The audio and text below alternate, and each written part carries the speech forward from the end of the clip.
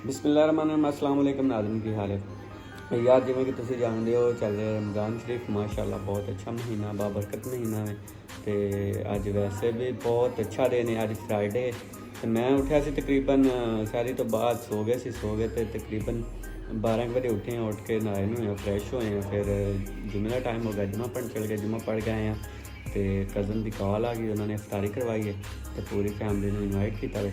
हुण जनाब असीं जा रहे हैं अफ्तारी ते जाके देखते हैं कि की उन्होंने मतलब की मैन्यू है उन्होंने। चलते हैं अफ्तारी तो हम इंशाल्लाह निकल रहे हैं घरों तो अफ्तारी पहुँच जाए। जिस तरीके जहाँ चलते हैं हूँ गड्डी बाहर ही खड़ी है, मोटरसाइकिल से जाना यार इन्नी दूर नहीं है, साथ ही है बिल्कुल 2-3-4 मिनट पहुँच जाना इंशाल्लाह। तो मैं क्या गड्डी हूँ की करनी मोटरसाइकिल से चलते हैं तो उत्थे पहुँचते हैं फिर देखते हैं कि होने। तो गाइस जिमें कि असीं पहुँच चुके हैं, इधर इन्होंने तैयारियां कंप्लीट ने तो तब तक आप घरे जाने घर वेने घरे तक कोई सैटअप नहीं।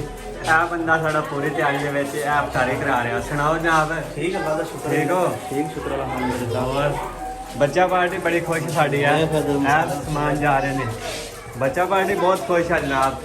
चलते उत्ते हम घरदियां मिलते थोड़ी देर फिर।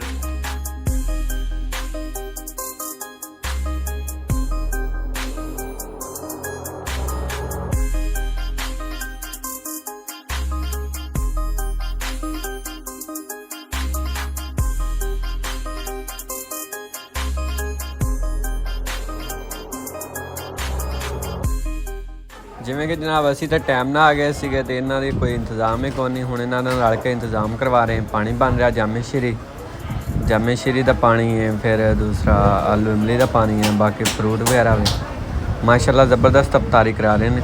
अल्लाह पाक कबूल फरमाए तो इन्हों की रिज़्क़ च बरकत अता फरमाए।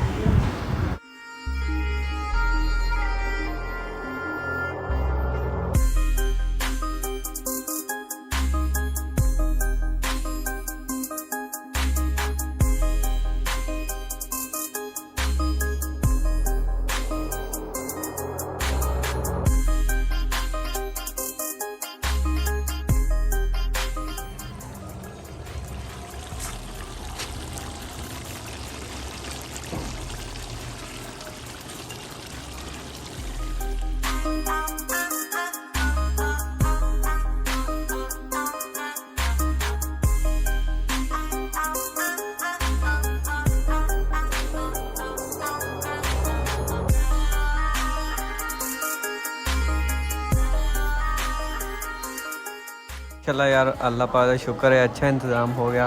बाकी हुण गैदरिंग के धनी वीडियो बनावांगे, बंदा अच्छा नहीं लगता तो इस तो बाद इंशाल्लाह मैनूं इजाज़त दो। अल्लाह खैर करेगा, नैक्सट वीडियो में मिलांगे।